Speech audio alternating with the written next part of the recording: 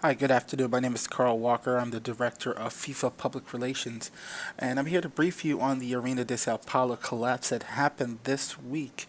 Now, this week, the stadium actually collapsed around 4:45 p.m. local time during one of the FIFA soccer matches. The sitrep says that 179 major injuries, 58 minor injuries, and three people were actually killed. A lot of the first responders actually transported a lot of injuries to local hospitals. Now, we're working in coordination with state and local officials, being that many fans and families were affected by this tragedy. Stadium cannot be used for further matches at all. And also, well, we are concerned about the safety of our fans and our contributors. Now, if you look at the situational response that we put out this week, we actually going to go ahead and consult our legal team, also consult FIFA management and personnel, as well as state and local officials. We are in contact with the victims' families, and we're going to go ahead and spin up our crisis management team, as well as our community relations team, and address their concerns. Now we're going to go ahead and go into the breakdown. Of course, our legal team is going to handle all construction of legal responses to crisis. We're going to consult with FIFA operations and management personnel, and also we're going to go ahead and monitor and advise family concerns and questions because that's definitely going to come up during this time frame. Now, our spokesperson Samantha Bailey is going to go ahead and oversee tactical responses crisis, so all communications will go through her.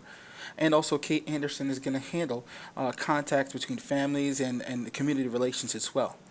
Now, structural design team, you're going to work in contact with state and local officials in the investigation of the collapse and also report back to myself, the director, and also the crisis team here at FIFA. Now, our crisis response team, we're going to go ahead and draft a PR response to our local authorities and also local press as well. Of course, it's going to be an international thing as well. So we're also going to oversee a secondary PR follow-ups and press releases from this point on. Of course, we're going to target our audiences to the victims' families. They're our primary concern as well. Local and world press that are in town for this FIFA World Cup will be on hand as well, and also FIFA organization.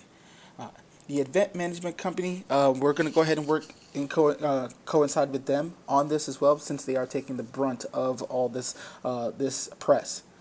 Some of the talking points is just going to go off of the press release that we released earlier today. With the schematics of what happened in the event with three people killed and 179 major injuries. At this time, we're not going to release any info until we contacted next of kin of the contacts. Of course, continuing with the press release, we're going to reaffirm the company's position on safety of fans and our contributors as well. And of course, reassuring them that a full investigation will be done to find out how and why this happened. Of course, that's going to be a major question when it comes to public relations. We're also going to stress the safety and well-being is important. All right. Now, the PR tools we're going to use to communicate this, media outlets, public outlets, of course, social media is going to be a big thing. It's already trending on Twitter and, of course, on Facebook. Company websites, we're going to use local TV, local channels, and, of course, the world press is here as well. Of course, internal, when we have our meetings, we're going to keep that internal emails, situational reports, and meetings such like this. We're going to keep that with our state, local officials, as well as FIFA and any other contributors and sponsors, since we are all in this together. Now, of course, we're going to have to create a long-term recovery plan. This is going to be a big deal. Create a hotline, website. Those are some of the ideas that came up during our initial meeting. Of course, legal is going to be a big part of this. We're going to look at possible restitution. Of course, the families are going to be looking to pursue legal action if necessary. And of course, we also constructed a plan to memorialize this going further. Other things, like we said, family lawsuits that might come up. The community has a lot of questions, and they're going to be concerned of what's going to be happening going forward. And of course, the FIFA brand, when we look at FIFA, it's going to be a world thing. So this might impact future FIFA World Cups in other countries. Okay, so we're going to extend this crisis management plan out 2 years beyond this World Cup. And going into the next World Cup, we're going to also memorialize what happened here in Brazil.